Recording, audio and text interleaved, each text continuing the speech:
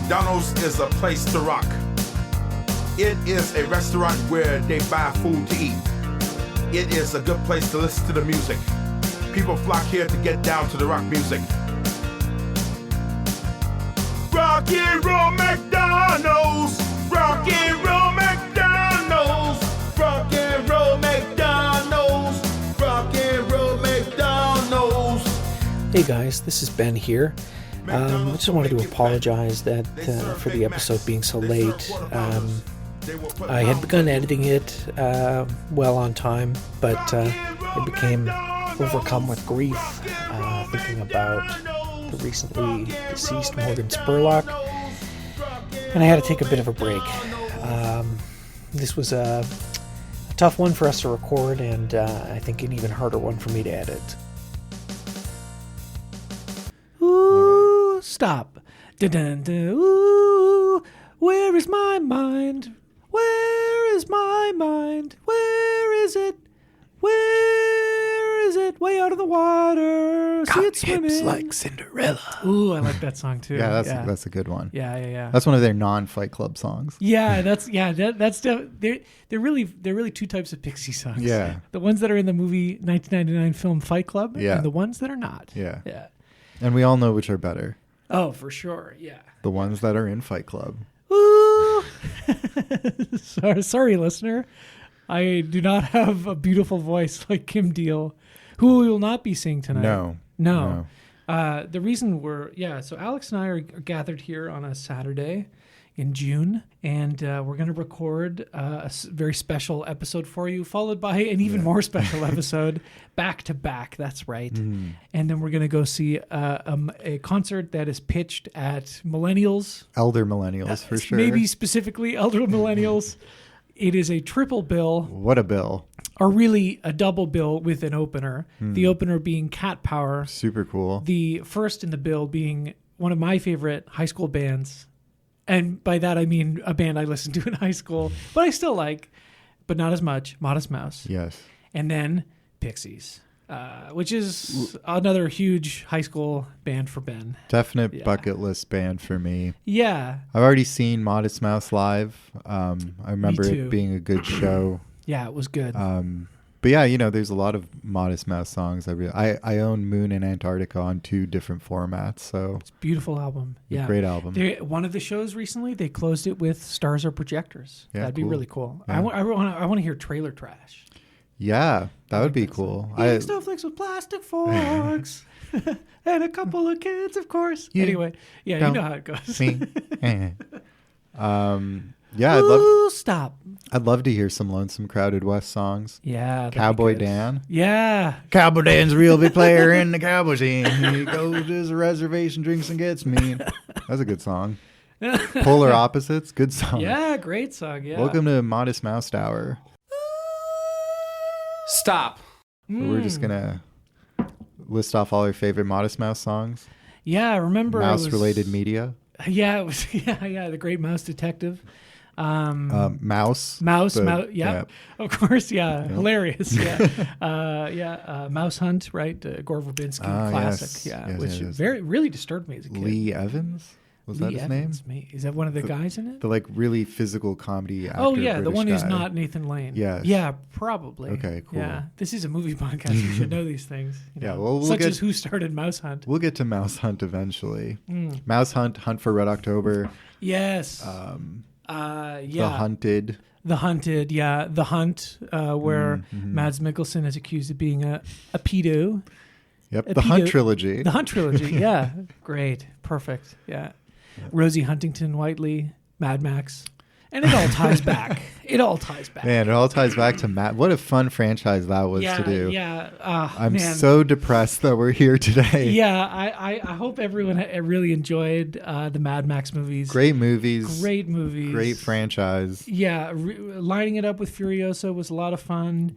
Go see Furiosa if you haven't. Go see it. Yeah, not enough people. Boost those box office numbers. Yeah. Vote with your dollar. There's seriously few things that you as a consumer in this capitalist hellscape can do.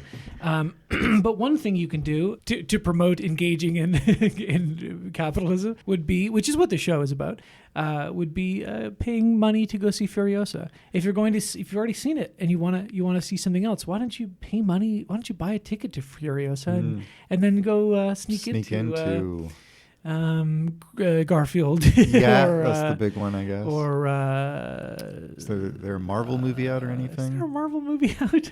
I don't think so. I think they've kind of gone quiet, those Yeah. Marvel folk. What else? What's out right now? Oh, Hitman. You saw Hitman. I did see Hitman, We'll bring that up in a second. During the weekly roundup. Yeah, exactly. I think we need to brand our segments more. Yeah, I agree. Weekly roundup. Yeah. Punishment corner. Yes. Ben's sandwich review. Oh yeah. Well, we're going to be talking about some junk food, so I brought some junk food. Yeah. I thought it'd be funny to eat McDonald's during this, but I mean, I don't really want to. But I have. You can hear this. No, they definitely can. Can you hear this? Yep. Oh yeah. What's this? It's a flamin' hot Doritos. Doritos, not Cheetos. No. Doritos. All of these chip people, they're in cahoots, So if you want a flaming hot Cheeto or you want a flaming hot Dorito, it's all the same thing. Now let's try it out here. It better be spicy. That was a good crunch. Captured all of that. You know what? At first, it tastes very similar to a regular. Uh-oh. Here we go. To the regular Doritos. Great. It's like hot ones. But there's a bit of a kick. Cool. Yeah. Oh. Oh. I don't really like that. Really? You want one? Yeah, well, I'm a big spice guy, so this will probably be nothing for me. Oh, it's not that spicy. It's just kind of. It's just kind gross? of. Yeah, just like. I guess it's not really my kind of flavor. Hey, this could be a good documentary. What if we ate only Doritos for 30 days? Yeah. We can call it 30 Days of Doritos. We could call it 30 Days of Doritos. And that's why you're the ad man, I see what you mean. Yeah. It's not spicy, really. It kind of just starts like a normal Dorito. But then there's like a very... Your voice has dropped significantly. I know, because it's like, it's not spice. It's like sour almost. Yeah. It hits you with like... Ugh.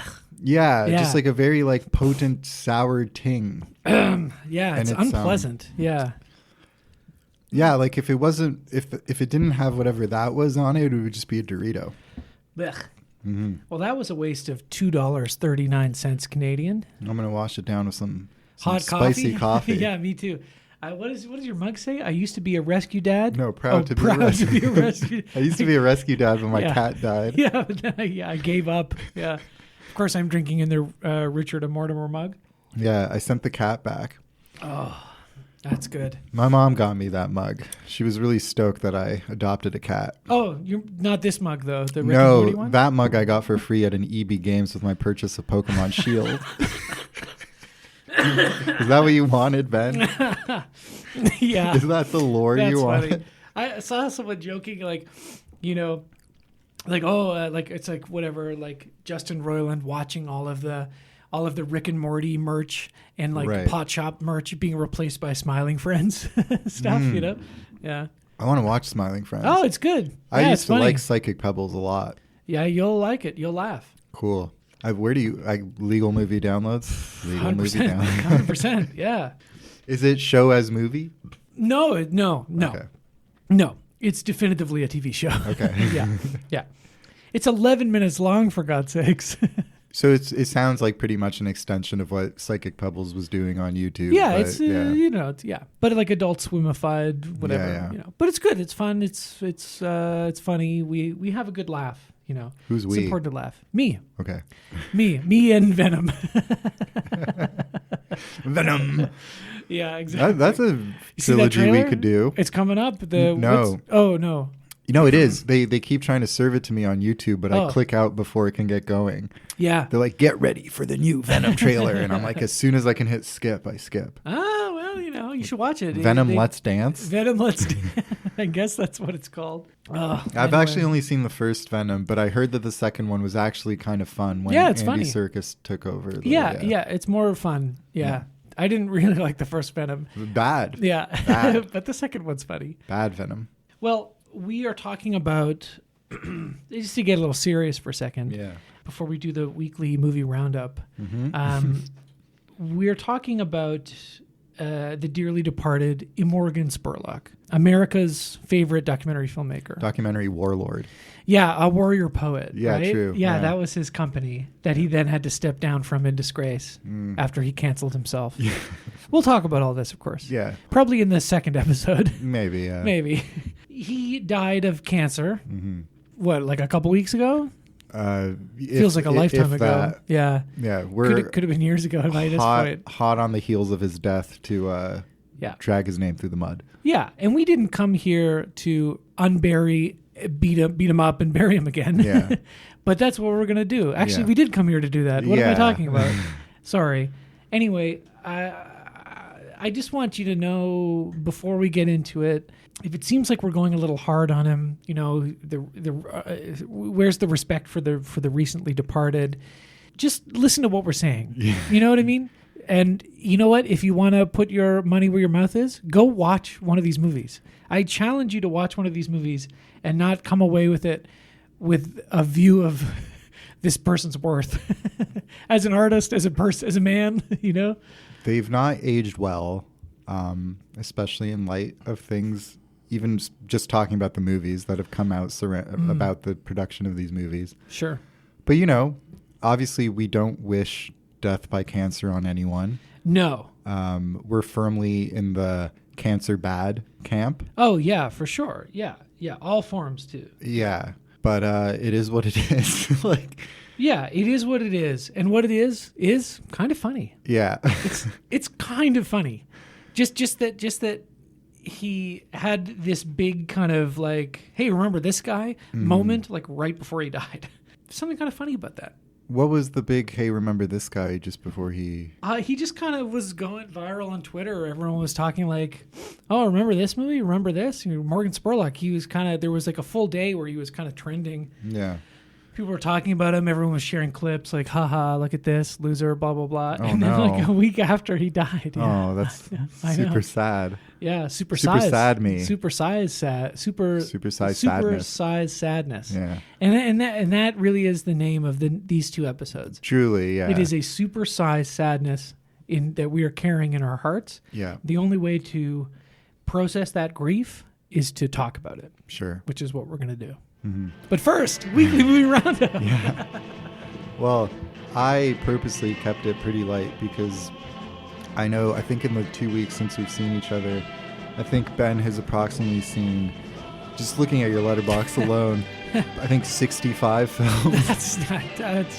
That's not true. He's embellishing. So I've only seen like 4. So maybe I'll just split them up, two in this episode, 2 in the next episode Sounds that we're good. about to record. Yeah, and what I'm going to do is I'll talk about a special film festival I went to in this one, and then in the next one we'll talk about everything else. Okay. Yeah. Which isn't that much, don't worry. So since last we spoke, I saw Hitman. Nice. And let me tell you, it's a hit, man. Hey, that's why you're number one critic in the Toronto area. You know, I did really like it. I went in completely blind, not knowing anything about With it. your eyes closed. Yeah. And then when you opened them, you saw the screen. And I was thought, like, oh, this is how it's done. oh, interesting. Yeah. Images, 24 frames a second. No, I knew nothing about it other than it was Ricky Lynx and Glenn Powell. Ricky Stenicki. And yeah, Ricky Links. that's what we call Richard Linklater. We're pals. It's patented. Yeah. We came up with it. anyone else uses it, we will sue. Yeah. And, it was, it just compounded on itself, It started and I was like, this is very cute. This is going to be a very cute, if slight, Richard Linklater movie. Yeah. And then I just got a bit more invested with the characters. And then Glenn Powell and Adria Arjona, I don't know how to pronounce her name exactly, but I'm going to go with that. Their chemistry was fireworks. You know what I mean? I was like, if he had even an ounce, fraction of the chemistry he has with Adria, with Sydney Sweeney and Anyone But You, right, that would have been just a much saucier film. It was absolutely electric watching them. And then the movie, I don't want to spoil anything for anyone who's also going in blind with their eyes closed. Yeah. But it takes some kind of like thrillery turns that I just wasn't expecting or knew to expect. And I found them effective. But then friend of the pod, past and future guest, unfortunately, Jordan, was also in attendance. And we spoke about it briefly after the show. And he was talking about how Richard Linklater, everything always feels like pretty casual and down to earth. Yeah. And even as it was kind of ratcheting in intensity or stressful situations, it still like wasn't, it was still pretty like low key, you know, felt like smaller filmmaking than what I'm sure it was. And I just love that and appreciated it so much. And yeah, having no expectations, it completely won me over. And now I'm a big Glen Powell fan. Yeah. You know, I was a bit on the fence with him, but he also co-wrote it, and it very obviously is. Oh, like, really? Yeah, he co-wrote it with Ricky. No way. Yeah. Oh shit. And it's very much a vehicle for him to like show off like some of what he can do. And I'm so excited. I really want to see it. He delivered on it. I thought he did great. Won me over. Both. I heard Jordan audibly laugh at a certain pie line that I also laughed at. Yep. You can hear his laugh. Just good movie, good time. Oh, okay. Well, I mean, I of course would have seen it if I weren't on a vacation watching other movies. Yeah. I really, oh God, I'm working nights like for two or 3 weeks. Shit. I might have to do one of those, like go to a 12 p.m. screening before work, which is not as fun. But I do want to see it in the theater. Like, even obviously it'd be better with a big crowd, but I do want to see it in the theater regardless. So sure. Maybe I'll be able to do that. And then I think the next movie I'll mention in this episode is one that you enlightened me about. And I went with a friend of the pod, other Ben, to see Evil Does Not Exist. Oh, I saw it. Yeah. Okay. What do you think? I liked it a lot. Yeah. I think I strange prefer... movie, strange ending, right? Very strange. Yeah. Although looking back on it, like I feel like maybe it was just told a bit strangely, but it's like rather maybe straightforward what actually happens. Yeah, I think so too. But and I think I prefer Drive My Car just because I think the source material for that, being the Murakami stories, is just very rich, very different. But also similarly like gentle, you know, very gentle filmmaking. I mean gentle until it's not.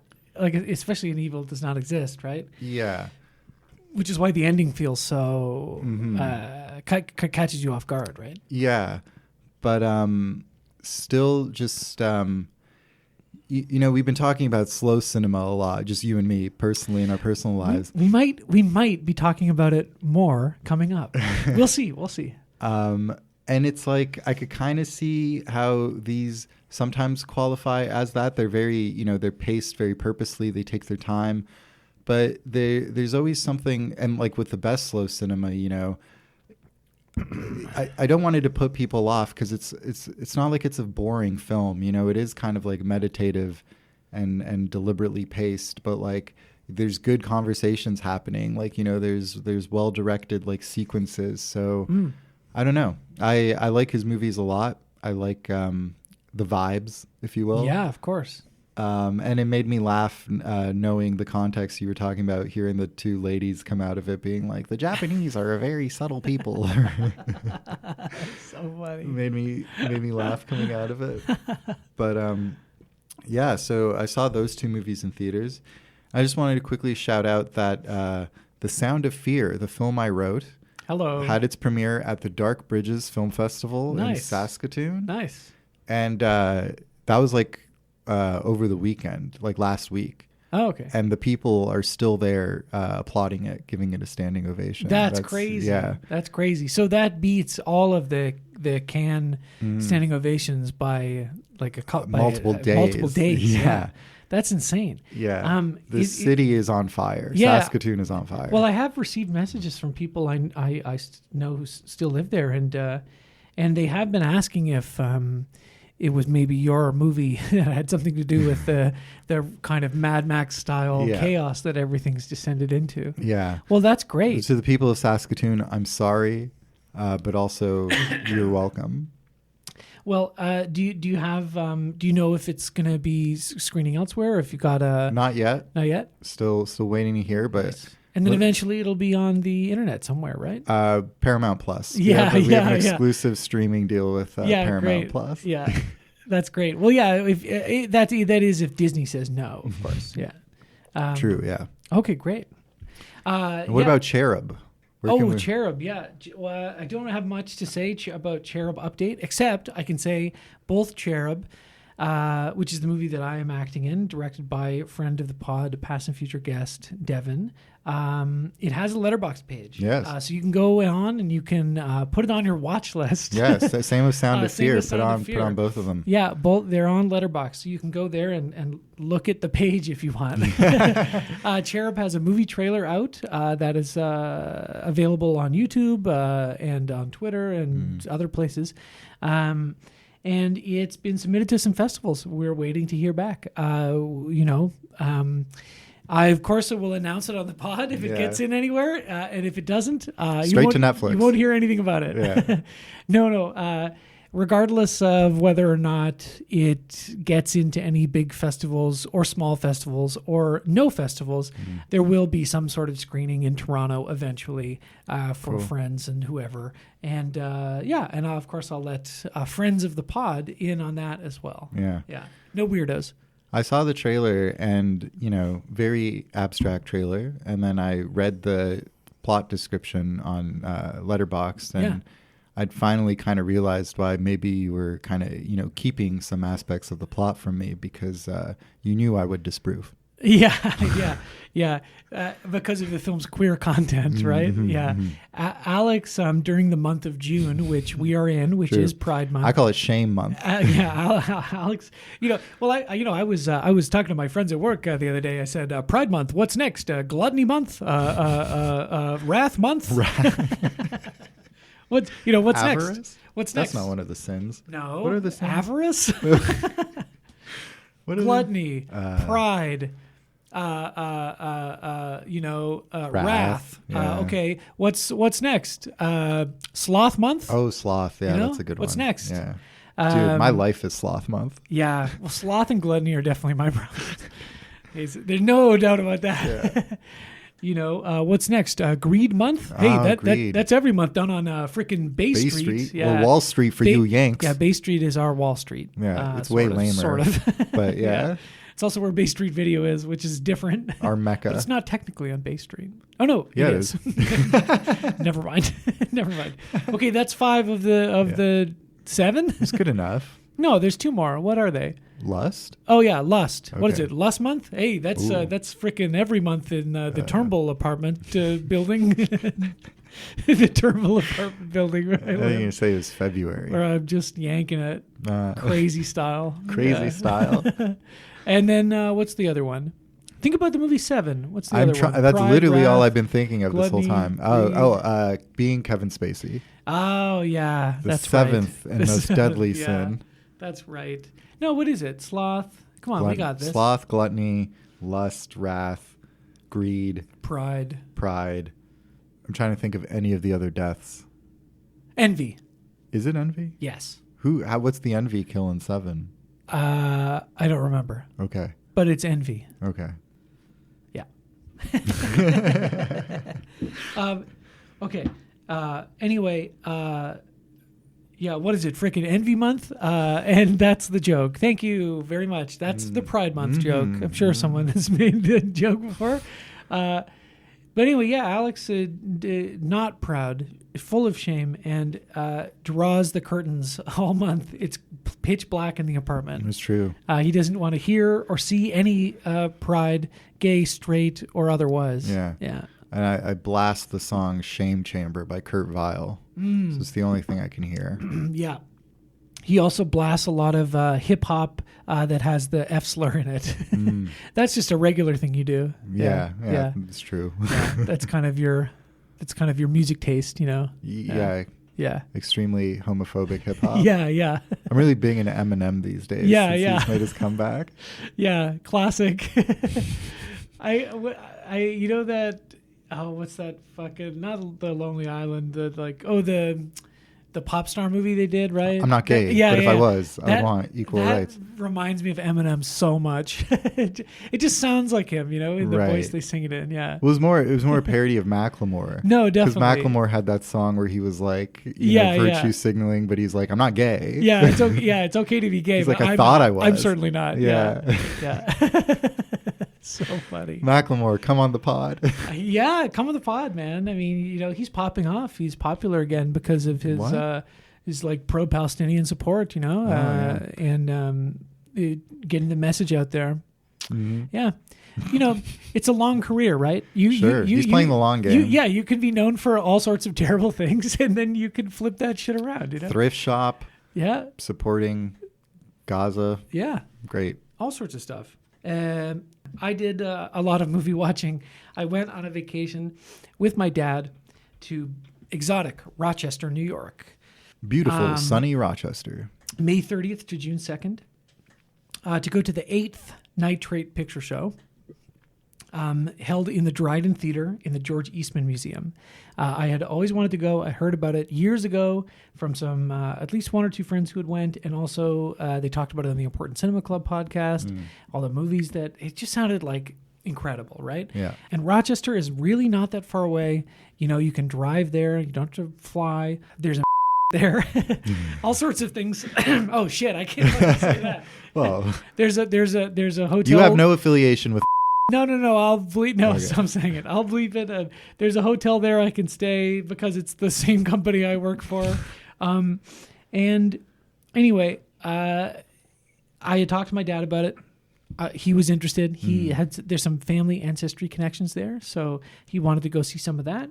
They had 12 programs over 4 days. Wow. One was the opening night film, D.W. Griffith's Intolerance, which unfortunately we missed. And I knew we were going to because I was meeting him partway and the traffic and the whatever else. We had to go down on the Thursday. Anyway, the interesting thing about the festival, aside from, a couple interesting things. Number one, every film shown is a silver nitrate print. The kind of combustible, easily degradable material that they, post kind of 1952 or early to mid 50s, stopped making prints out of because it was hazardous. It deteriorated easily. It was combustible. Famously, reasons, right? Famously featured in one of Ben's favorite films, Inglourious Bastards, by Ben's favorite filmmaker, Quentin Tarantino. My favorite filmmaker and my favorite man, I would say, sort of like a mentor. Yeah. So the main thing is it's all nitrate prints, which are said to have a certain shimmer and shine to them. And, I think a lot of people will say, oh, well, that's like silly. A lot of people, if it weren't for the scratches and blips and bloops on a 35 millimeter print, could you really tell it from a digital? Or even if you could, isn't the digital much nicer because it's so much more crisp and the definition is clearer? They showed us during the shorts program the same short twice. The Skeleton Dance, the famous like early Disney short. Cartoon, fantastic. And one of them they showed us like a safety print, like an acetate print. And then they showed us the nitrate print, but they didn't tell us which one was which. And they got the audience to vote at the end, and I would say genuinely 90% of people were like, that one is the nitrate. You can tell. There's just a certain quality to it that feels richer. I don't know. I am not a scholar in any way, but especially about this sort of thing. But there's just some sort of quality to it that is different. So one of the other things is that they don't announce the program until the first day of the festival. They announced the first film, but they didn't announce the other 11 programs. Then the 12th film shown on the last day is still kept a secret. It's called The Blind Date with Nitrate. All they give you is one frame of the film, and you can guess from it if you want. I don't like that.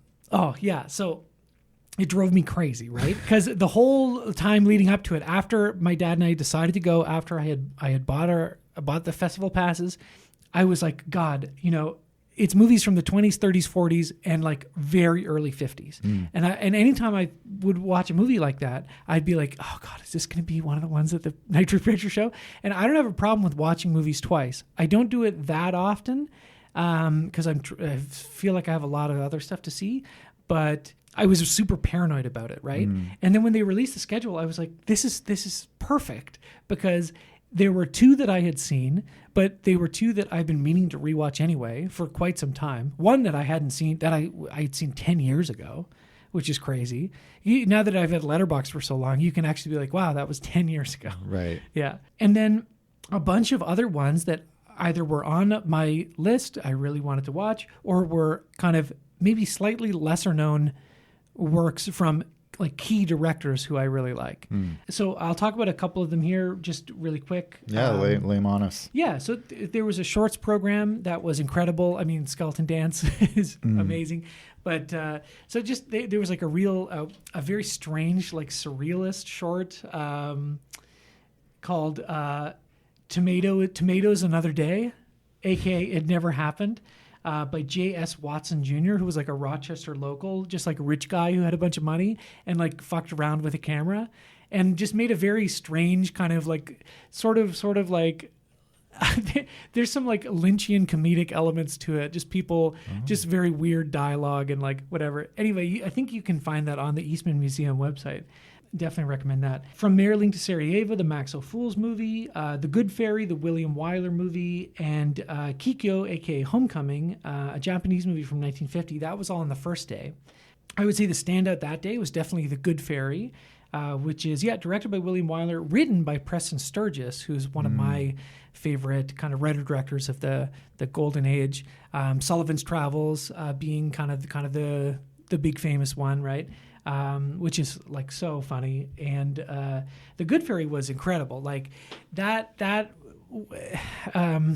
was one where the whole audience was so game and so like all these people are fucking dorks, right? Like, right, who travel to go see all these old movies on these prints, lots of characters, but in general, like the best audience you could watch these movies with, because they know what they're getting into and they're excited about it. Sure. And so when you in particular, when the two comedies, or the two kind of two comedies they played over the weekend, played really, really well in the room because people were just like cackling. And so I was sitting next to my dad and we were having a gay old time, as gay an old time as a man and his father can have. And he said to me after, like, that was one of the best experiences I've ever had in a movie theater. Oh, that's cute. Yeah, it was incredible. Just really, really funny. And like, I'd really recommend that movie. There is a Kino Blu-ray out there somewhere. The Good Fairy, hilarious. The next day, this was, a big day for sure. The King Vidor movie Stella Dallas with Barbara Stanwyck. You love 9:30 a.m. in the morning. Yeah, what was the last King? Oh, I guess I watched The Crowd on TCM recently, which is incredible. Stella Dallas, I enjoyed it. It didn't hit me maybe as hard as it hit some other people, but it was a weepy. It was like 9:30 in the morning. People are like full on, like tears in their eyes. Oh no, such a heavy day. I should say too, there were 2 lectures I went to that were amazing. There's all sorts of other stuff in the museum, programs going on, movie poster collections they had, which obviously I was really into. They showed the Plow That Broke the Plains, which is a very like The Simpsons like Zinc style like classroom film. Okay. That was part of a kind of double feature with 2 kind of mid-length movies, including Jean Renoir's A Day in the Country, which is what this cover image is from. Of course. That's one of the ones I had seen before back in 2015. It's got a Criterion Blu-ray release. It was incredible to see it again. I just how easily you forget something in 10 years, just a very like kind of beguiling movie. And a movie that at 40 minutes, feels like somewhat unfinished because it like sort of, I think technically is, but just one of those cases where it's like, because of that, it feels kind of perfect. Like because the ending just like happens very abruptly. Right. It has this kind of power to it, I guess. Like Killing Them Softly with Brad Pitt. Yeah, just, pretty much exactly like Killing Them Softly. Yeah. Thank now you. fucking pay me. That's exactly how Day in the Country ends. Yeah. Yeah. Then Germany Year Zero, the Roberto Rossellini movie. So I actually haven't seen any of Rossellini's war trilogy, and I was aware this was the kind of third and final film in the trilogy. But luckily, it's one of them thematic trilogies we talk so much about on the show, so it doesn't matter if you haven't seen the other two. We love those. I had seen clips from this at Queen's. I knew how it was going to end. Can I spoil how Germany Year Zero ends? Yeah, I guess. Do you want me? Do you mind? Maybe? Yeah, I don't have to. I don't have to. I mean, I'm in no rush to see it. I don't know when I would even get to it. Germany Year Zero ends with the child who's we've been following around in the whole movie committing suicide by jumping out of a building and dying. And my dad, like, for sure didn't know it was coming, and I just kept being like, "Oh man, like this would be such a bummer." Like, can you imagine if they ended the day on that? But anyway, incredible movie. That was one of the prints where, like, some of these prints, in the program they tell you all about where they came from. Like, some of them are Martin Scorsese's prints, some of them are Library of Congress prints, whatever. Various other archives. Homecoming, the Japanese movie I was talking about very briefly, was I think might have come from a print from Japan. And that's one where literally nobody had logged it on Letterboxd. Oh, cool. And they said it hadn't screened in the U.S. since like the 70s, like a Japan Film Society screening of some kind. Yeah. And they had someone from like a Japan Film Archive come to talk about it as well, and all sorts of other like guest lectures. Woman from the BFI, lots of really cool stuff. That's huge letterbox clout for you. Yeah, for sure. And a lot of people skipped this one because it was like 9:30 p.m. on the Friday and like a movie nobody really knows anything about. Yeah. And I'll tell you, it took me a while to get into it, but it's actually a very interesting movie. And I'm glad of course I'm going to go to all these movies, right? Sure. Okay, but they didn't end off the Saturday with Germany Year Zero. They ended it off with Raoul Walsh's The Strawberry Blonde, which might be with the exception of one other movie coming up, might be one of the best of the fest, I would say. Wow. I had been aware of this movie. It's a James Cagney, Rita Hayworth, Olivia de Havilland, and I knew it was going to be good, but it just kind of blew me away with how sophisticated it was.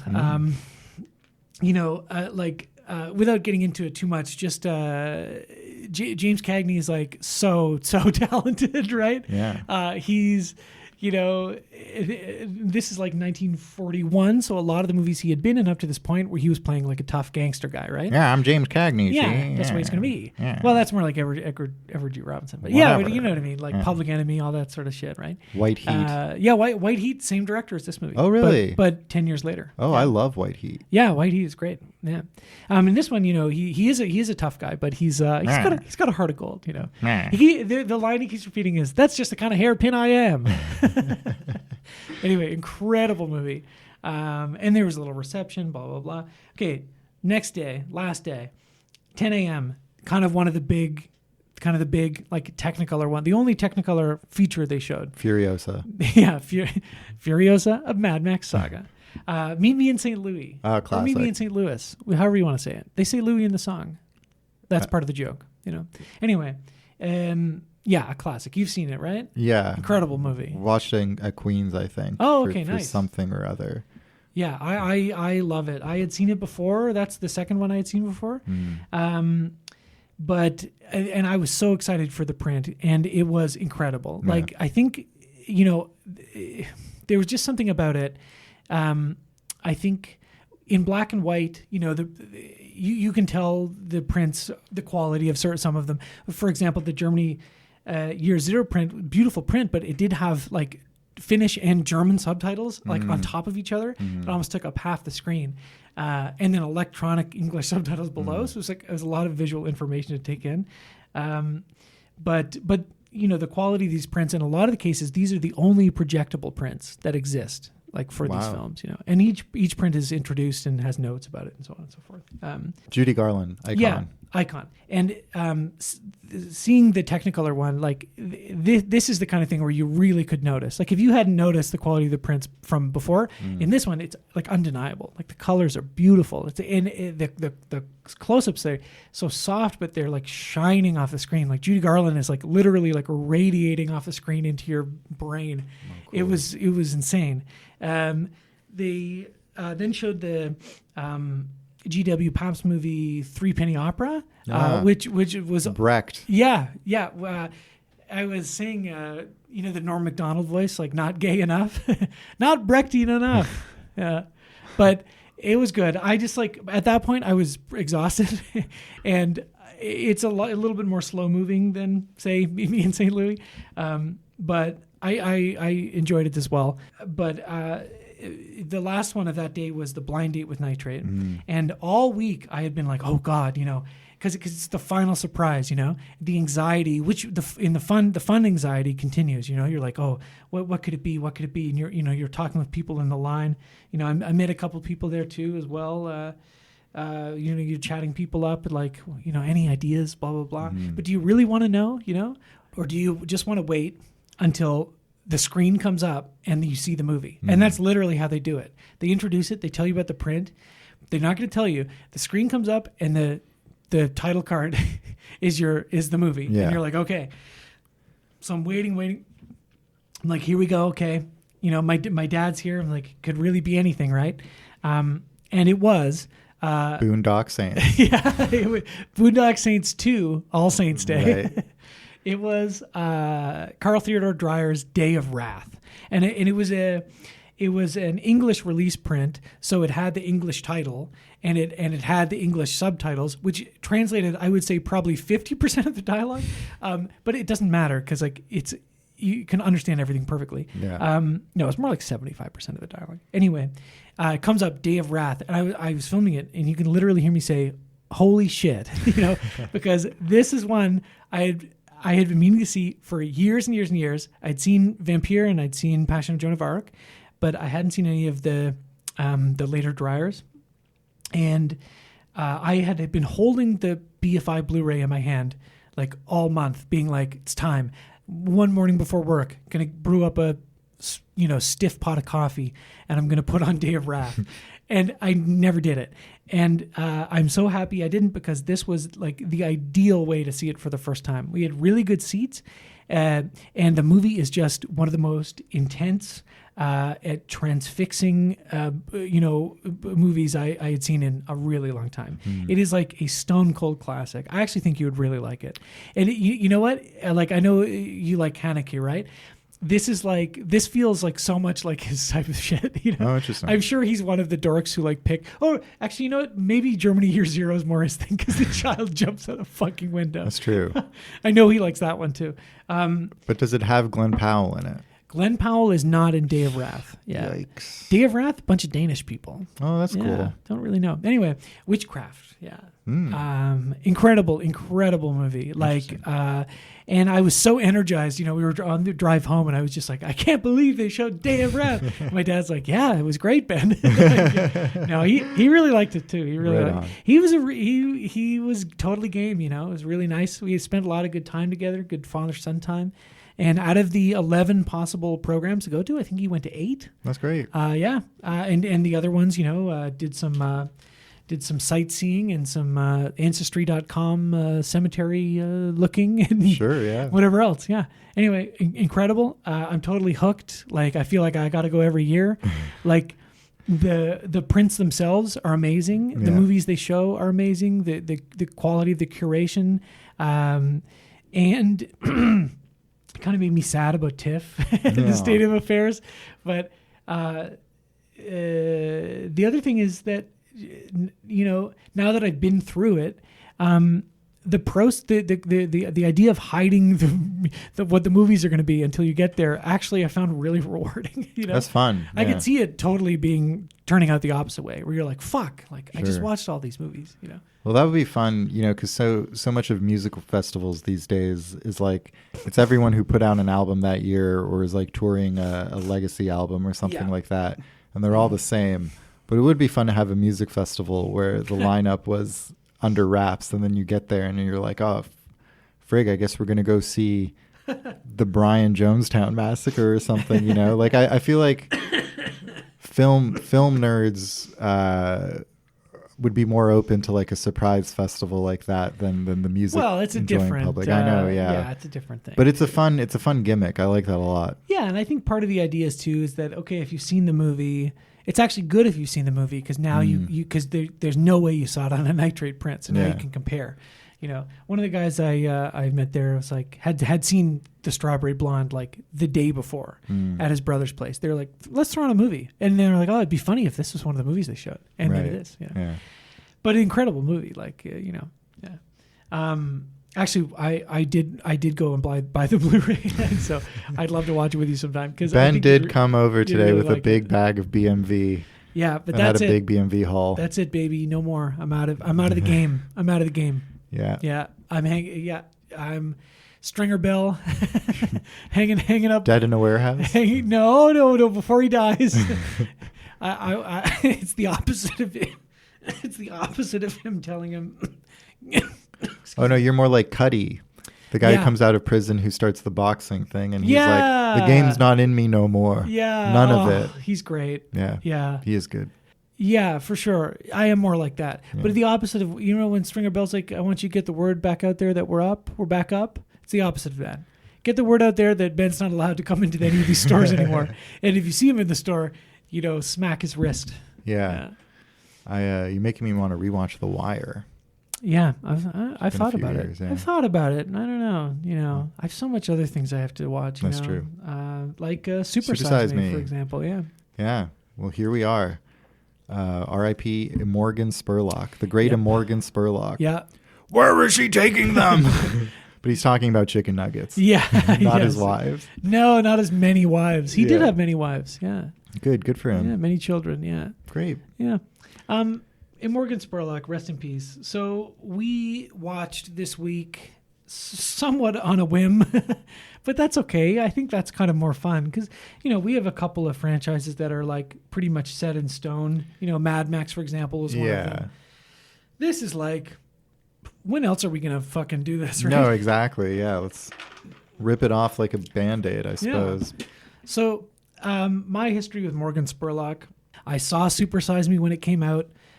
This was hot on the tail of Bowling for Columbine, which was a huge hit and was also something like my family like rented and watched together as like this is a serious family movie night. We're going to learn something here, you know.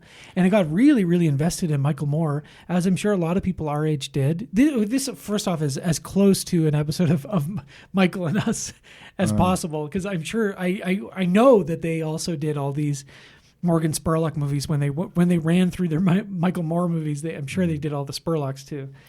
And this is heavily influenced by Michael Moore too. Oh, it's a pretty much pound for pound, like beat for beat of Michael Moore movie. Yeah. Just with someone who is like, I think, you know, significantly less intelligent. Yeah. And less interesting. And tackling a subject matter that, for lack of a better term, is like easier to tackle than much of what Michael Moore kind of goes after. Well, yeah, I think, you know, a lot of people have probably a similar relationship to Michael Moore as we might, which is like, you know, when you watch those movies, you're like in early teenager years up to, or maybe even up to early 20s. If you're following his career and so on. And, you know, I remember seeing Sicko in the theater with my mom and stuff, and other stuff like that. And then maybe when your politics maybe get a little more nuanced, or maybe you're rejecting the kind of neoliberalism that you had grown up with, you know, or maybe you're jaded from like the promise of Obama or True Dope or whoever, you know. Sure. You know, maybe you look back on the Michael Moore stuff and you think, oh, that's really cringe, or like that's really like early 2000s, and that's really simplistic and so on. And I think there's a lot of criticism, valid criticism there of his films. But for the most part, he's right about pretty much everything, right? Yeah. You know? It's more the cringe aspects are the, you know, the documentarian as star of the film. Certainly. Where they kind of become the subject. And again, with Michael Moore, I think that's kind of what made him an easy target in some respects. With Immorgan Spurlock, like it kind of catapulted him to fame, you know, like it worked wonders for him. But again, nothing similar to the topic he covers, like nothing really as substantive as anything in a Michael Moore. But I will say Super Size Me and the conceit of this experiment where you're eating McDonald's every day for 30 days, that felt kind of like a precursor to like a lot of like YouTube schlock and stuff like that. Yeah, you know? Sure. So credit where credit's due. It has been influential. Yeah, I think it has been influential, absolutely. Yeah. And I think he himself capitalized on that a little bit because he had that other show like 30 Days or whatever, right? Where that was all sort of like this is like, you know, a part Michael Moore, make yourself the subject, have a sort of a cheeky persona where you're taking things seriously but not too seriously, and there's a little bit of there's animation. There's really shitty animation. There's like a sort of an irreverent viewpoint, but not too irreverent. Yeah. The big set piece thing, this taking up the crux of the movie, actually, which I think is different from Michael Moore movies. Yeah, exactly. Yeah, Michael Moore movies will have their gimmicks here and there. You know, the walking into a bank and getting a gun gimmick and like all that sort of stuff. And those are the things people remember. This movie is the entire movie is the gimmick, right? Yes. The bulk of the movie is the gimmick. Yeah, the bulk of the movie is the gimmick. I think also the thing is, I mean, the big thing that differentiates them is that Michael Moore has like a sense of politics and a sense of the political that Immorgan Spurlock does not. Michael Moore may go out of his way to be outlandish or to be irreverent or to engage in gimmicks, but they serve a larger point that he's trying to make, and a larger political viewpoint. Right? Immorgan Spurlock, I don't think really has that a political kind of backbone to him. Like, you know, yes, this movie is in its way anti-corporate, anti-commodification, hyper commercialization, all these sorts of things, right? But the very clear kind of socioeconomic analysis of like, you know, fast food and why is fast food so popular is not really addressed in this movie. We save for one or two brief mentions of something in an interview, which we'll bring up coming up. You're right. You know what I mean? No, yeah. It's focused less on like a takedown of corporate America and its policies and more about the health angle.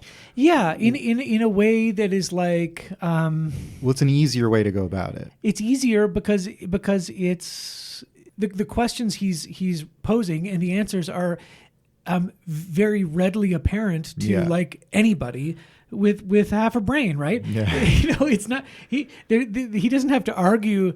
No one in their right mind thinks that fast food is healthy for you. And that's kind of what they say like at the beginning of the film. Right. You know, like he gets into his preamble where he's like, I called like people say however many of 10 nutritionists say can be part of a balanced diet. Well, I called like 100 nutritionists and 95 of them said that like fast food is not part of a balanced diet. And it's like that's it. Like that's kind of like his main, thesis. Yeah. Which is just kind of like lazy. Yeah. And I think before we move on from the comparison to Michael Moore, I think if you're explaining what the log lines of certain Michael Moore movies are, you might be able to say the same thing, like, oh, okay, well, the gun culture in America is bad. Okay, right. Well, yeah, no shit. Like, but he does a good job, I think, of, and I haven't seen his movies in a long time, right?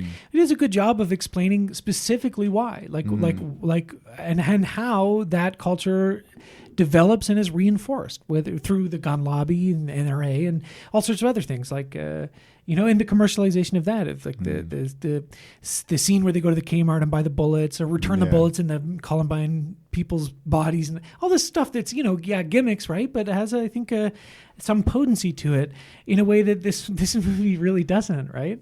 The ones you just cited they're impactful. They're gimmicky, but they have there's a strong gut punch aspect to them. Like there's nothing really like that in this movie.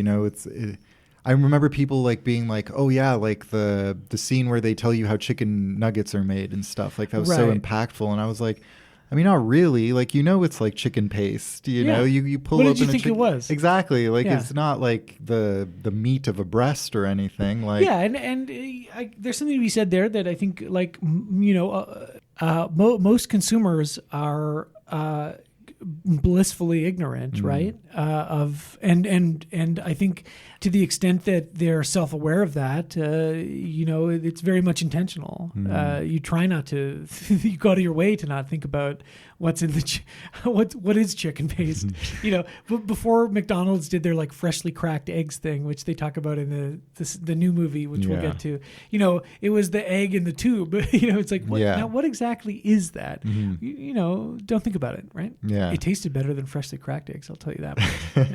We have to return. Yeah. Take me back to tubed eggs. Yeah.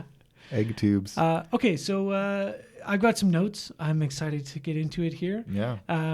Very quickly, if you have not seen Super Size Me from 2004, if you're one of the younger listeners, or maybe you're really put off by gimmicky populist documentary filmmaking, let me tell you what it's about. It's about a douchebag named Immorgan Spurlock, rest in peace,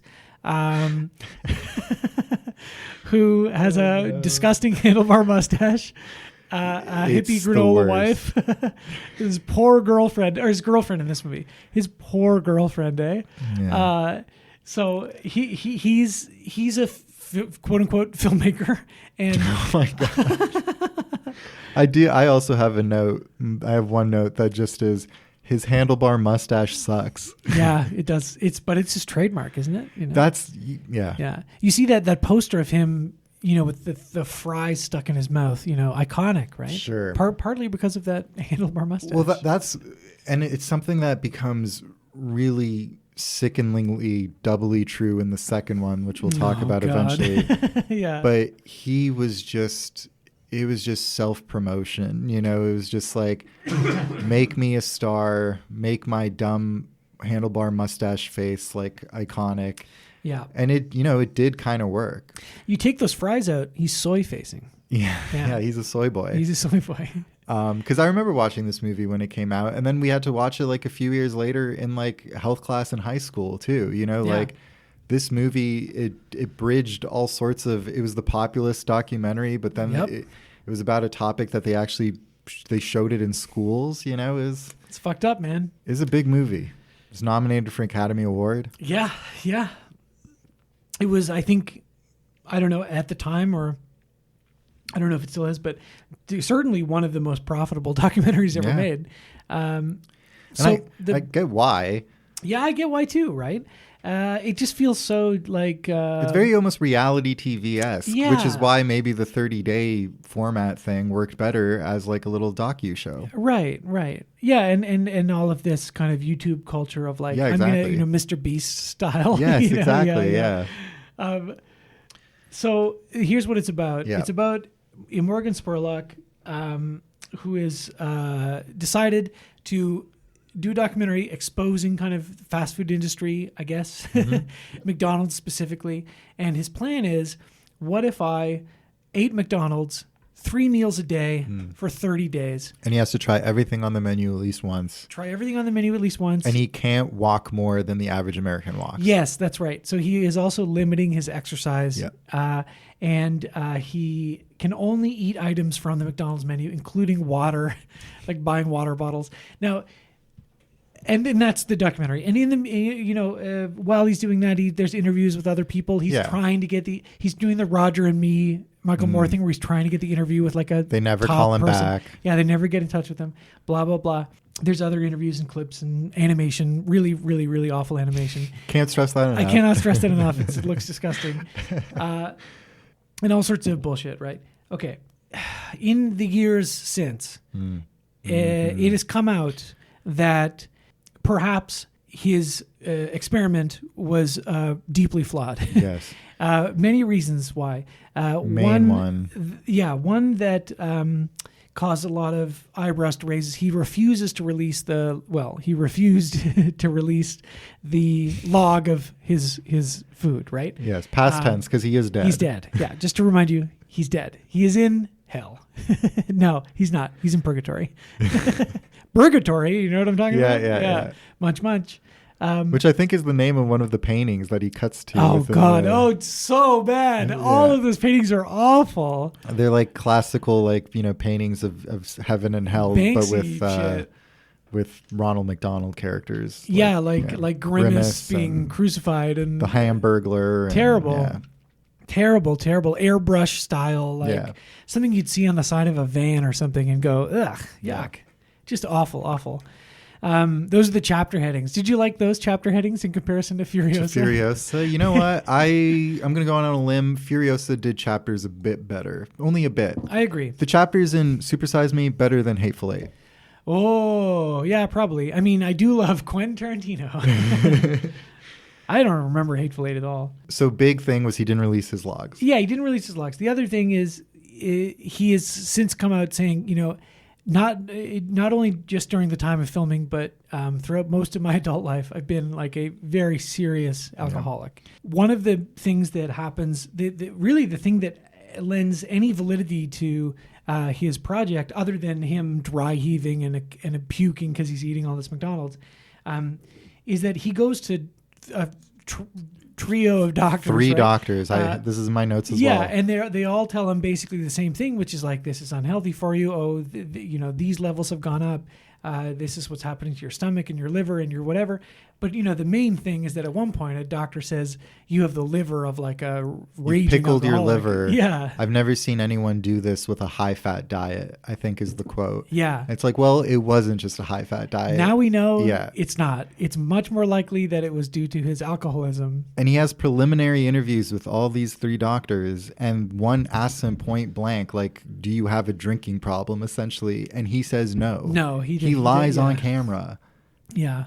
Well, what is documentary if not a pack of lies? Well, I mean, sure. And at least he shows us getting his ass fingered in a physical. Yeah.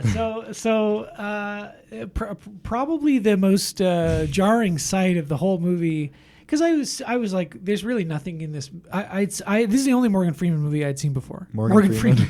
I'm so sorry. That's gonna come up. Morgan again. Freeman. No, that's gonna come up again. Wait, I wrote something down. Oh, where is it? I knew I was gonna make that mistake. Oh, here you go. This is why I was thinking. Another great Morgan Freeman once said, "Get busy living or get busy dying." And guess what Morgan Spurlock did? He died. Yeah. Well, there's a moment. He must have been done living. He must have been. He accomplished his mission. Yeah. Super Size Me 2 came out. He canceled himself. We'll get to that. And then he was ready to die. Yeah. Yeah. There's a moment at the beginning, I guess, when he's going to the doctors where he's like, look, there's even McDonald's in hospitals. And then he has a really cheeky line where he's like, at least you're close when the coronary hits. Yeah. And it's just like, you're such a dork. He's a dork. He's a huge dork. The thing I hated the most about this documentary is that I think it is viscerally fat phobic. Sure. Yes, does America have like an obesity epidemic or like a over-reliance on like high fat, high salt, high sugar foods? Yeah. Like, yeah, sure. And that is all tied into the capitalist project, right? It's and that in turn, feeds into healthcare privatization when everybody fucking has to go pay for triple bypass. And, it's all part of the system we've set up, which is not perfect, but it's the best one we have. And what's interesting about this movie is that it doesn't really get into that. No. It doesn't really get into the point that why do most Americans have to eat fast food? Because they can't afford anything else. Not just they can't afford it, the money, but they don't have the time. You're working, even just working one job, and with kids and this and that, it's a lot easier to go to McDonald's on the way home from work in the drive-thru. You never even get out of your car. You got the whole family fed, and it's under whatever a certain amount of dollars, right? The holier than thou stance Morgan takes is just so fucking gross, because he also treats himself like look how fucking fit I am. You know? He's like, and then not everyone has a fucking vegan dietitian girlfriend, who's like willing to cook for you to help you detox after this shit. You know what I mean? Like, it's just, he's so snide about it. It's really like just kind of annoying to see. And then it carries on. There's something in the second movie. I'll save it for then. But yeah, it's just like a very just kind of simple, easy take. And it's a humanist take, because like you said, he's not really going after the system that's in charge. Well, it's more just like people, like, like, you're so bad. Like, why aren't you eating like... Yeah, he continually puts the responsibility onto the consumer. Yeah. And that, not to say he doesn't critique the industry in general. Of course he does. Of course that's what the movie's about. The movie is anti-corporate and anti-consumerism and so on and so forth. And one of the more interesting things about the movie is when he goes into the schools. Yeah. And he's like, look, they're introducing it to our kids very young. But anyway, sorry to interrupt. No, I want to talk about that in a second. The movie has so many shots, B-roll of it's amazing. Fat people, fat children. Yeah. There's a scene where they're talking about whatever children, the obesity epidemic in children, and they cut to a shot from when they visit the high school. This is like after the interview, of just some like bigger children like walking around. Some of them have their faces blurred, some of them don't, and it's just like, can you imagine being like, well, they filmed at our school. I wonder if I made the cut of the movie. Yeah. Oh, he's like, America's children are fatter than ever. And look at these little piglets. Cuts to a picture of you being like, like waddling around. It's really sick. I think, what he does I think is exploitative, genuinely. I think not only the focus on fat people and the focus on fatness as a purely negative thing, but specifically the way that he shoots and frames a lot of these people, and they keep coming back to this footage again and again and again, I think is like really thoughtless and cruel. Thoughtless and lazy. Like I know what you're saying, but it's also just like an aesthetically, like, not just like a good looking movie. Like, I watched it on Amazon Video, and it was it's trash. 480p. It was like, it's junk. Yeah, it's a crappy looking movie. Yeah. But yeah, pretty exploitative in that regard. It loves reveling in that. It loves like being like, look at these fucking chubby bum-bums eating their fucking slop. He basically says as much several times. Yeah. So let's go through these notes here. It's somewhat chronological fashion. Sure. I think it opens, and there's a bunch of children. Some of them little porkers, some of them little chubby fats.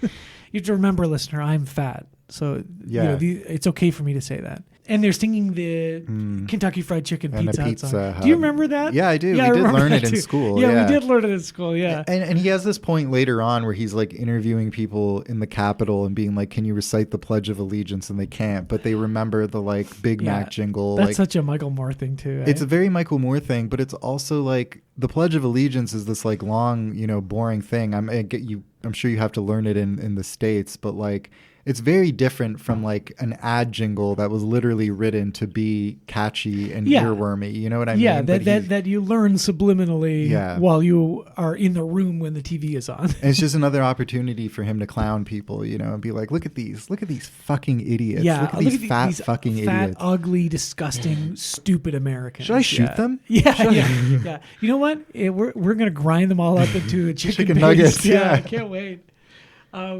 So there's a quote that opens. Ray Kroc. From Ray Kroc. Yeah, look after the customer, and the business will take care of itself. Sure. So I made me do a little spit take because the hotel company I work for has a very similar popular phrase from our founder.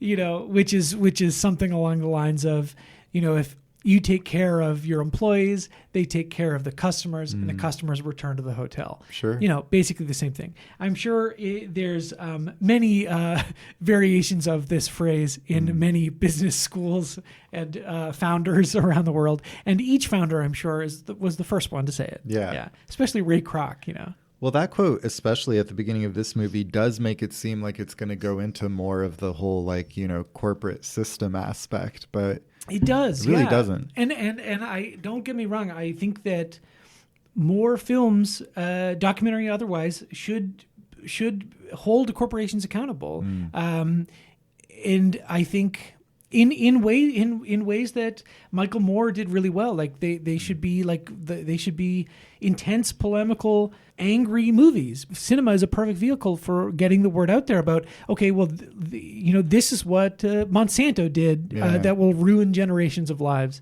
And this is what X company did, and people will watch it and listen. Now, does it affect change necessarily? Does it get people out to vote? Does it do this or that? Well, no, maybe not. Yeah. But it starts a dialogue. The problem with this movie is that Morgan Spurlock is not intelligent or particularly angry or particularly motivated past anything except creating his own celebrity. Yes, exactly. Which right? And he's so annoying. He is not a good star, you know, I see he was at the time. He's kind of charismatic, sure, right? I see a bit of it. Yeah. And for the early 2000s, like, that his genre of person was right. Could catch fire. Yeah. But it did kind of there's kind of a jackass element to it. Sure, yeah. You know, yeah. But I think it's a shame, given the last point you just made, that neither of us in preparation for this watched The Greatest Movie Ever Sold, because that's his movie where he goes after like product placement and, you know, sponsorships. And I mean, again, I haven't seen it, so I can't really speak to it, but I just bet you that it's so self-serving, because even the poster, it's him like naked, being like, look at my naked body covered in like logos, you know what I mean? Like with his dumb handlebar mustache. Like, I'm sure even when he tries to tackle subjects like that, I'm sure it comes across as so egotistical and self-serving. Oh, yeah, absolutely. And so I had time to watch, I wanted to watch one other Morgan Spurlock movie, which we will talk about after this. Yeah. It is the one that came after this movie 4 years later. I did not have time to watch two, or I would have watched that one. He also did Mansome, like about manscaping with like Jason Bateman and all that crap. He did the Comic-Con movie. He did the One Direction movie. Yeah, he did a One Direction movie. He did a documentary about rats in New York, which I was kind of interested in watching, but couldn't find it anywhere. I don't know, man. One of the last projects, or maybe the last project, is like a mockumentary about Homer at the Bat. That one episode that treats it as like a real ball game that actually happened. Okay, weird. Sounds really weird. Yeah, I don't know. Anyway, that might be worth watching sometime. But yeah, so he's doing all his Morgan Spurlock things, his intro, here's my life, I'm really healthy, I'm running up the steps, I'm doing this and that. And it's like, he's going to all the doctors. We're New Yorkers, we walk everywhere. Yeah, we walk everywhere, yeah. And his doctor's like, sexually active? He's like, yeah. And he's like, a girlfriend? He's like, yeah. I got a hot vegan girlfriend. Funny that he kept those questions in the movie. Funny, yeah. McDonald's BF, vegan chef GF, That's wild. What a combination, People just find people, A real odd couple. Yeah. And yeah, you're right. They do show a doctor sticking his finger up Morgan Spurlock's ass in more graphic detail than you'd think, than I had thought. Yeah. And it made me think. I've never had a doctor do that. I mean, we're over 30. It must be, sorry, spoilers. We're over 27 years old. Yeah. It must be time to have a finger up the ass, right? For the prostate? Specifically for the prostate? That's what it's for, isn't it? It's not just for fun. Yeah. Yeah. No, I mean by a doctor, not not yourself or whoever. Yeah. Yeah, I've never had that. You ever had that? No. No. It's about, you should probably book an appointment, right? Yeah. I have friends who test my prostate, so. Oh, okay. That's nice. Yeah. You have a vegan GF. I have a vegan McDonald's Lucky BF duck. vegan GF. There's a bit too when they're introducing the idea of like McDonald's luring children. There's one interview guy they have, and he keeps using the word lure, like McDonald's is grooming your children, right? Yeah. And to some extent, there's truth to that. Yeah. That it is a kind of, especially not so much anymore, but especially when we were growing up, The birthday it was like, parties and yeah, stuff. it was a kiddie palace, like with the Kiddie palace. Yeah, that sounds real. That sounds real Epstein, doesn't it? Kitty is like really a ruined word, isn't it? Yeah, you know what I mean? That's too bad. Jeffrey Epstein kind of looks like Grimace. Who does? Jeffrey Epstein. Oh yeah, he does. Yeah, sure. Yeah. He has. Yeah, I saw a Jeffrey Epstein looking guy the other day, and for a second I thought that's Jeff. Yeah. That's got to be Jeff. I fucking cracked it. Son of a bitch made it. Yeah, get Troon on the pod, but. No, it wasn't. It was just a guy who has, he kind of looks like the Cowardly Lion. Mm. Yeah. He just kind of had that kind of big, wide lion kind of mouth, kind of looks jowls kind of thing. Yeah. Jowly motherfucker. Anyway, rest in peace, Immorgan Spurlock, Jeffrey Epstein. They're playing volleyball in heaven. Mm-hmm. Yeah. Yeah, McDonald's grooming our children. Like, well, they did have the play place, right? Yep. And they do have the cartoon mascots and all that. Yeah. And so there's some truth to that. Again, the stuff involving kids, I feel, is one of the more valid kind of points or things the documentary looks at. Yeah, if it didn't then throw away any credit has by being like, and check out these fucking fatties. Yeah. Like, look at this kid. He's too fat to sit in his desk, Or even, a big structural flaw with the movie is that they have to keep going back to his little experiment, which is inherently so flawed. Yeah. Given that he was, you can't get Jim Beam on the menu, but McWhiskey. McWhiskey, yeah. So, you've got that, which is actually kind of funny to watch it in retrospect, knowing that he was just also wasted the whole time. Yeah, funny and sad. Yeah, it is profoundly sad. Yeah, knowing that he is also dead. Yes. I'm not here to speculate about how one develops cancer. It's a complicated process. Anything can cause it these days. Yeah, it could be anything. Yeah. But just knowing that he has recently died. He died in his 50s, and he had a serious drinking problem during the making of this movie. There's a certain kind of aura over the whole film that is kind of creepy, Absolutely. But also very funny. Absolutely. I was having a good laugh at his expense. I feel bad, No, I don't. I don't feel bad. Sorry, go on. I don't feel bad. No. And there's several aspects of the experiment that really frickin' bother me, because he says he has to try everything on the menu at least once. Yeah. It's like, okay, he makes such a big show when he first eats the double quarter pounder with cheese. That's the scene. It's kind of famous where he eats it in his car, and then a little time later, he's in the throes of pain, and then he vomits out the side of his car. Yeah. Later on in the movie, you see him eat another double quarter pounder with cheese, and it was like, if it was, if you only had to eat everything at least once, there's a version of this experiment where I'm sure you could maintain weight, obviously he's eating to excess to make a point, to make it more dramatically viable. Yeah. But then I also just call bullshit on that because, it's not like it is just entertainment at that point versus any kind of scientific experiment, and that's fine, but then don't market it as such, you know, and then have these medical tests at the end and be like, oh my god, look what happened to me. It's yeah, you ate in excess, you only had to eat the double quarter pounder of cheese at least once. And also for a 6'2" man, unless he's truly been eating solely vegan, which he says he wasn't, and just like the most clean eating. Like, I don't believe eating a double quarter pounder of cheese is such a shock to your system that you're going to vomit out the side of your car after eating it. Yeah.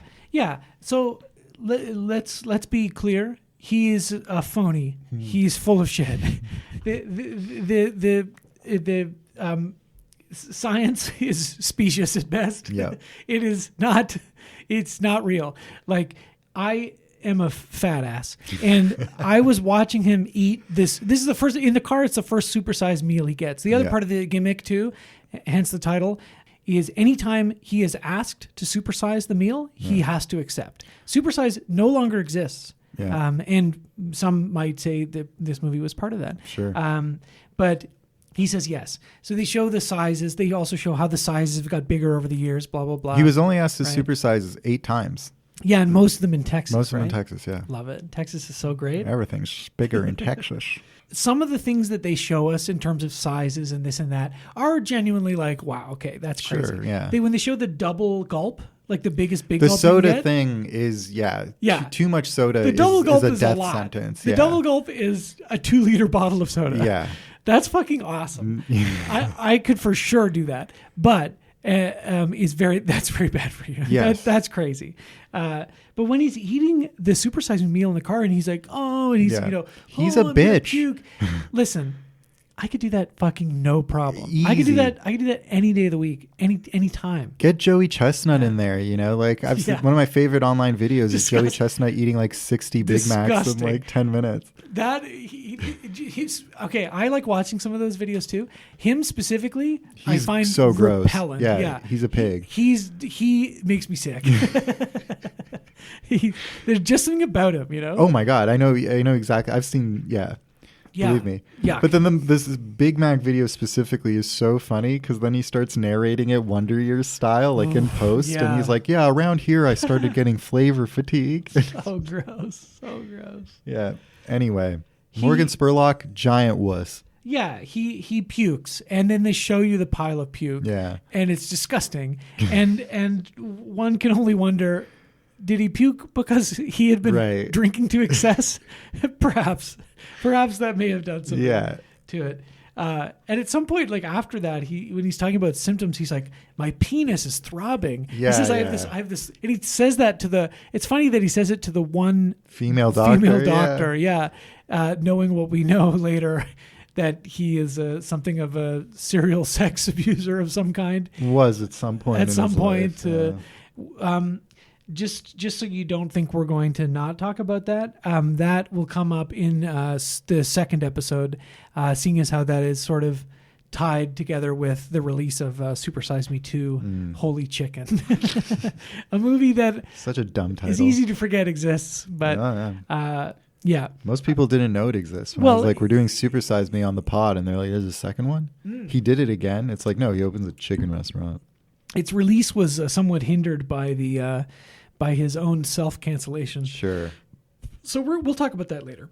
Lots of crazy shit. Like there's one doctor they talk to who's comparing being fat with smoking. Remember that? Where he's like, when are we going to, you go up to somebody who's smoking in public and you can tell them that's really bad for you. But when are we going to do that to fat people who are eating burgers? And it's like, well, we're not what do you going want people to do. Yeah. And it was harder to be vegan or vegetarian or eat cleaner back then. It's still hard now. It's not a proper comparison. Yeah. It's a comparison. It's a comparison that you could think around very quickly. You know what I mean? You're a doctor. Yeah. You know what I mean? Like, yes, it's obviously it's bad for you to eat heavily processed, high fat, high salt, high sugar food as your only part of your diet. In excess. Yeah. It's not the same thing as smoking cigarettes. No, it's not a good comparison. It's not. It's not a good comparison. Again, I think there probably is a version of someone doing this experiment where they maintain or possibly even lose weight, Sure. Like it's McDonald's salads. so good for you. Well, one of the best parts of the movie is when they go to the schools, right? Yes, as we were talking about. Totally. Gerald, Yep. Jared Fogle. This is in my notes as well. Oh my God. Surreal footage. Surreal footage. He says when he's speaking to a group of youngsters, like at a high school, yikes. And he says, my big vice was food.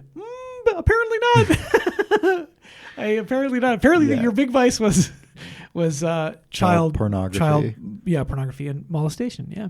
Oh, did he himself molest people? Yeah, I believe so. Oh, Yeah. okay. Oh yeah. Yeah. In like a like Epstein style, like network, like giant abuse of power and funds and so on. It's crazy. Why don't you make a movie about that? I mean, there's got to be. Honestly, it was noteworthy for me just because it is just weird, surreal footage to watch. Oh, yeah. Well, someone says at some point, like, you're a real inspiration to the kids. Yeah. Anyway, they interview this, like, fat girl, right? She's a teenager. She's at the school. And I felt terrible for her. But she calls Jared on the sandwich bullshit a little bit. And in general, this snippet, this interview with her is maybe one of the only valuable things in the entire movie, where she actually puts things into perspective a little bit. She says it's extremely hard being like fat and being a fat girl in like this society, of course. She says this message that Jared is telling us is all fine and good, but I can't afford to go eat Subway sandwiches, which is the essence of his message. You know, being first and foremost a corporate spokesperson, not like a nutritionist or dietitian even, or even self-help person. He's not there to help anybody, right? He's there to get paid by Subway to promote eating Subway sandwiches as a way of losing weight. And she calls him on it. No other adult in the movie has anything of substance to say. She says, that's not good advice for me. I can't do that. And she's the only one in the movie who even gestures towards this idea that like being fat sometimes is often directly tied into one's economic situation. Whether in her case she can't afford an expensive Subway sandwich, maybe she can afford, junior chicken or something menu, or whatever it is. I don't know. I felt really bad for her. And I also felt bad for her because she's in Super Size Me. You know what I mean? I mean, feel bad for everybody in this movie except Jared Fogle and except Morgan Freeman. Get busy living, get busy dying. Yeah. Then we have what is one of the other memorable and I would say actually valuable parts of this movie, which is Don Gorski, the Big Mac guy. Yep. I love that guy. Make a documentary just about him. Literally one of my points that I had, instead of this phony BS experiment, I'd rather watch the dude who eats at least 2 Big Macs every day and has been. Yeah. And even his local McDonald's, like they have on their sign, most of them had like 9 billion served or whatever. Theirs is like, Dan Gorski just had his like millionth Big Mac. It's like, I don't know. Yeah, like he's great. He's funny too. Yeah, he's a character. He's a character, and he's got a good kind of vibe. He kind of looks like Eric Wareheim. He does a little bit, with like bangs. Yeah. It's like, first time I had a Big Mac, I had 3 of them. And then I came back later that night and I had 3 more. He's just a funny guy. Yeah. Yeah. Definitely. And then you cut to the Banksy artist guy whose paintings we've been seeing throughout, and he's like, like if you think about it, like McDonald's is our religion. You're like, I picked up on that theme in your paintings. Yeah, I got it. Fucking terrible, man. The Last Supper, the animation but is so bad. Too. Yeah, it's so bad. Yeah. Ugh. There's one part where they're talking about whatever greed or whatever the capitalist system, and there's an animation of all these fat guys in the bank stacking up money, and they're going and it goes on for a long time, and I was just like, that was at the point where I was like I just want to turn this off, And actually I did pause the movie halfway I watched this late at night, like the wee hours. I paused it. I went to the 24/7 McDonald's and came back, and I got a triple cheeseburger and a junior chicken, and I put that shit right in the middle. Hell baby. yeah. You know what I'm talking about? That is such a funny byproduct of this movie that it makes you want McDonald's. So I was watching it and I was like, fuck, I really want McDonald's. And like, I remember when we had to watch it in like grade 8 health class, all the kids afterwards were like, hey, we should grab McDonald's after this. And it was like, yeah. And it's just totally, because again, the real, you know, entertainment value of this movie is like, it's pornographic in a way, you know. It's like, oh, look at all this like food, but the byproduct is, of course, you're always just like, yeah, I want that, you know. You're not like picking up any of, you know, Morgan Spurlock's didactic points shaming you. No, you're just like, yeah, okay, I'd eat that. Like I'm, yeah. No, I could eat McDonald's 30 days in a row, no big deal. Yeah. I'm saying you wouldn't necessarily. Well, you know, who knows. They make a important point to mention that his dick game is suffering, you know? Yeah. His girlfriend's like, he still gets hard. Oh, yeah. Yeah, like, don't get me wrong. He still blows my back out. But he made her put that in. He doesn't make me squirt as hard anymore. It's like, so fucking lame. It's gross. I don't want to think about them having sex. Yeah, he shares weight, and she's not around in the sequel. Well, no, they had divorced by then. Yeah. Yeah, we'll get into that. Oh, boy. But yeah, again, it's this putting him front and center that I just don't like, and it's just kind of like so unappealing. It's cringe. Yeah, there's one. I don't know if it's a doctor or whoever, but they mentioned naloxone. It's probably the first time I'd ever heard of that before, right? And I was thinking like, okay, if you can, because they're talking about it in terms of obviously drugs, like curbing people's addictions to drugs, but like, so you can go to Shoppers and get a free naloxone kit, right? If I were to shoot it up my nose, would I not feel the need to get a junior chicken again? There's only one way to find out. I don't really, and I Googled it too, because this is late at night. I'm eating a junior chicken inside of a triple cheeseburger. Maybe I'm a little high, and I'm thinking, this is no way to live. Like, you know, maybe it's time for a drastic. I'm gonna shoot naloxone up my nose. Yeah, but like, what's the harm in that? Like, can it hurt you? I don't think so. Probably not. Probably not. Yeah. Maybe I'll try it. We'll make our own documentary. You don't have any kicking around, do you? No. You should. What's it called again? Naloxone. Naloxone. We'll make our own documentary called 30 Days of Naloxone. Yeah. I am not an opiate addict, but I want to stop eating cheeseburgers. But any of these kind of good points or little moments that he does have, they're always so shortchanged because they got to go back to the bullshit of Morgan Spurlock being like, I can't fuck good anymore. Like, look, I'm losing muscle or whatever. I was so muscular before, and now I'm losing muscle. It's like, we both spoke about it before we recorded, but it's a deleted scene. It's not in the movie, but there's an interesting little scene where they put French fries from McDonald's in a glass container next to like some normal home cooked fries from like a potato. Yeah, and it's and just all to the show different sandwiches and right, yeah, and it's just to show that the preservatives in the food make it like last unnaturally long, you know, before it starts like molding or whatever, which is, you know, kind of cool, kind of a neat visual.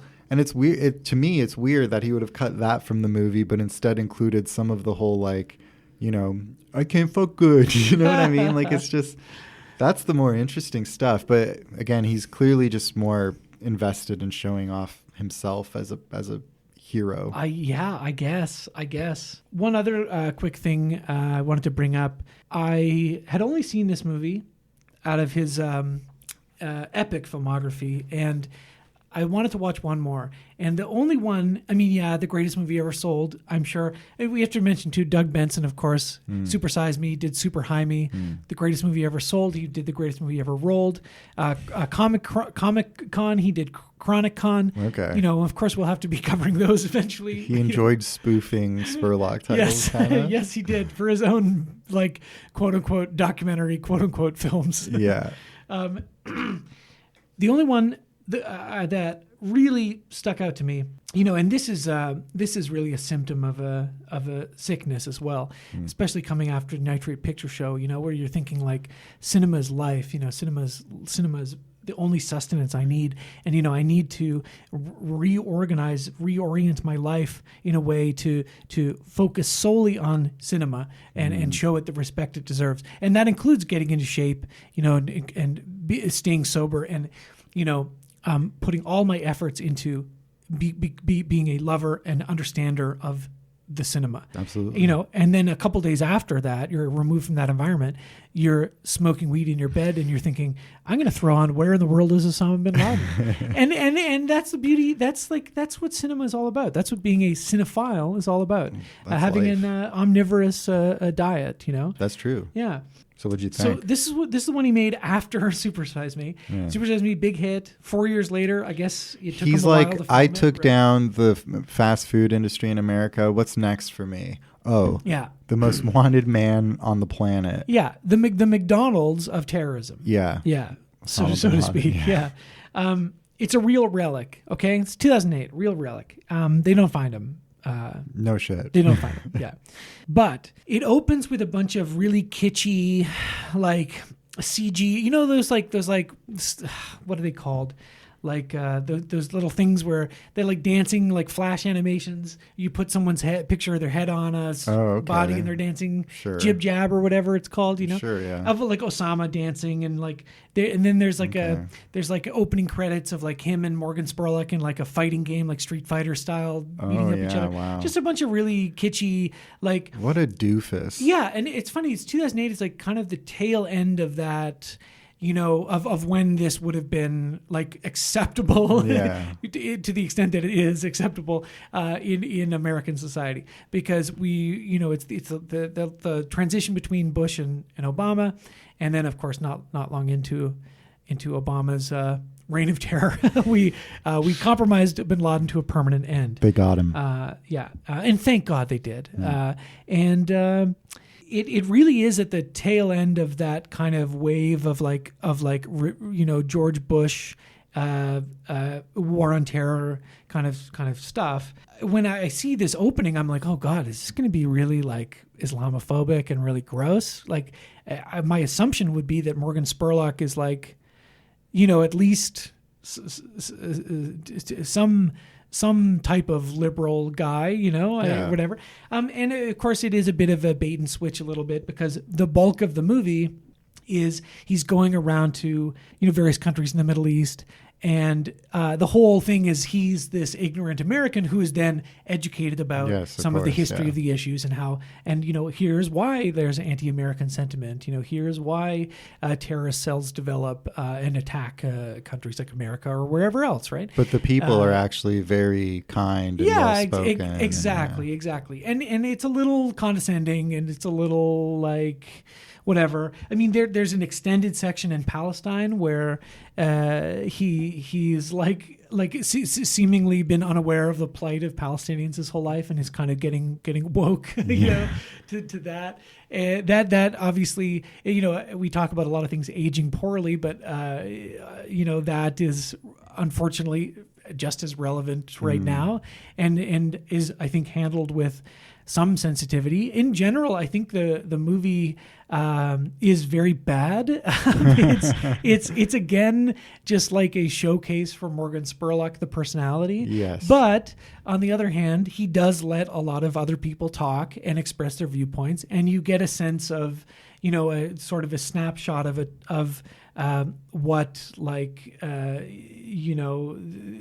Middle East and the various Muslim countries were the sentiment, the anti-American sentiment, and why that existed. But it's not particularly interesting. It doesn't have a lot to do with Osama bin Laden outside of the gimmick. Yes. And again, that's really ultimately what it feels like, is a gimmick.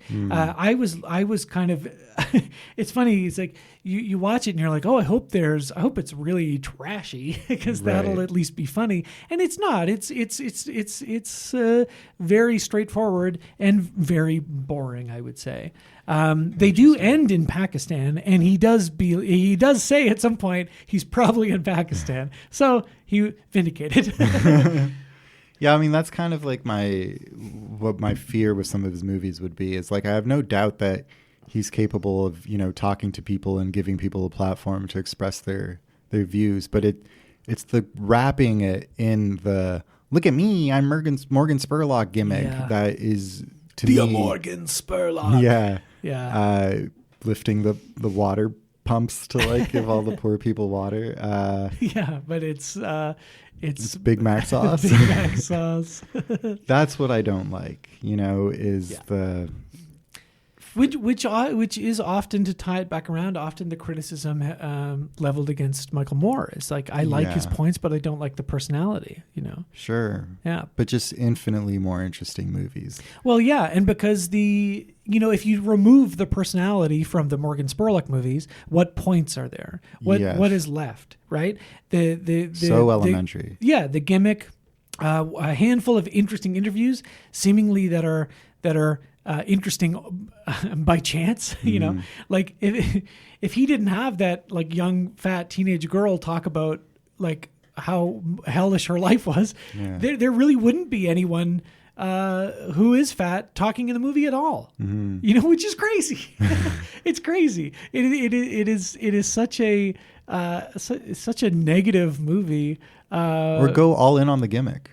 Yeah, I don't know. Yeah, do that. Like, kill yourself for your art. Make it performance art. Make it 1 hour longer and show us every meal in graphic detail and let us watch you eat it. Yes. If if there is whatever the line between performance art and documentary is, blur it, destroy it. Yeah. Let me see you rolling on the floor in agony. Yeah. Let me see you. Let's see us try to have sex. Yeah. Don't just talk about it. Show us him having bad sex with his vegan GF. Yeah. Show us Coward. You're like limp, struggling to get hard penis. Yeah. Like, be like, look at this. This is crazy. Oh, wait, one thing. One thing I completely forgot. His GF is back in Where in the World is Osama bin Laden. Cool. They are now married, and they are awaiting the birth of their first child, LADEN. Oh, no. He goes on his trip like months before she's due. Like, he leaves his very soon to pop pregnant wife. She's fine at home, and they make a whole big deal about how dangerous it's going to be. Like, there's a whole other thing where he's like getting into shape, getting all the shots, and they're like, these are all the different shots you're going to need, and like all this other. It's like, like, I went to Egypt. You don't need to get all that shit. Dude, relax. He's like, these are all the things that could kill you. And it's like, he goes through like basic military like not military, but he goes through some level of like, here's how you dodge a grenade, and here's how you do this and that. It was because he likes showing off how great he is. Yeah. No, it's ridiculous. Yeah. And at the end of the day, he comes back in time for his son to be born, and that's part of the whole thing. But I don't know. I mean, obviously they aren't together anymore. Not just because he's dead. They did divorce before he died, and he married someone else, and then they divorced before he died. Yeah, I just can't imagine the thought process of like, I'm sorry, babe, I have to leave for my Osama bin Laden movie where we're not going to find shit. Yeah. Yeah. Fucking guy makes me sick. He's putting bread on. He's putting Big Macs on the table. That's right. He's a warrior poet. Laken's got to eat, baby. Yeah. Yeah. So out of the 60 Big Macs that Joey Chestnut could eat in 10 minutes. Disgusting, man. How many Big Macs out of 60 for Joey Chestnut would you give this movie? 2. 2. Yeah. Wow. 2 out of 60. Wow. Yeah. Strong rating. I'd give it like, I don't know, maybe like that's really the lowest rating I've given anything. I think so, yeah. Listen, like here's I'm sticking with 2 out of 60. Sure. But here's what I want to say. Why would you watch this? There's no reason for you to watch this. The only reason to watch it is to listen along to the show. We encourage you to do that. That's fun. Or if you're interested in this sort of like early 2000s like pop documentary kitsch. Yes. Or if you're doing it in comparison with Michael Moore, whatever. Can't imagine there's no value to be gained from watching this otherwise. It's not interesting as a piece of cinema.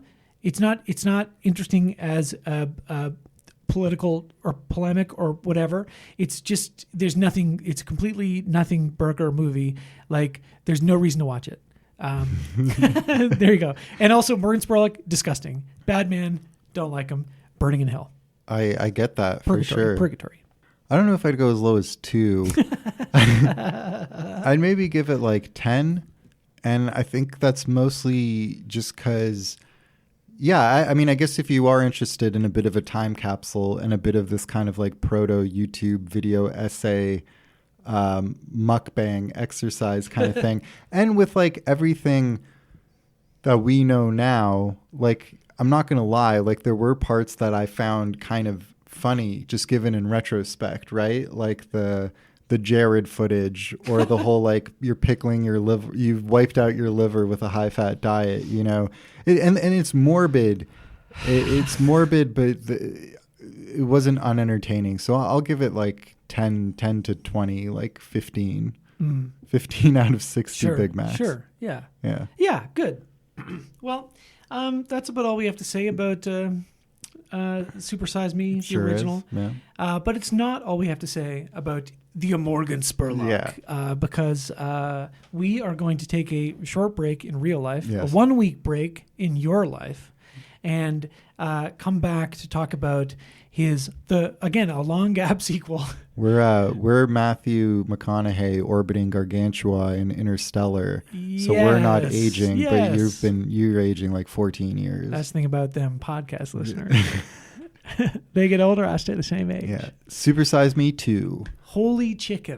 Such a holy chicken. Dumb fucking. I have a lot of thoughts about. Yeah, I've got some thoughts for you because there's some ad man stuff in this. Exactly. Movie. Yeah. That's exactly what I'm thinking. Well, we're gonna talk about that. And let me tell you, you can see Holy Chicken if you Google. Where did you watch these movies? Amazon. They're both on Amazon. You can see them on Amazon. Play along, watch, because you're a big fan. But if you don't have Amazon, for the love of God, do not spend money on these.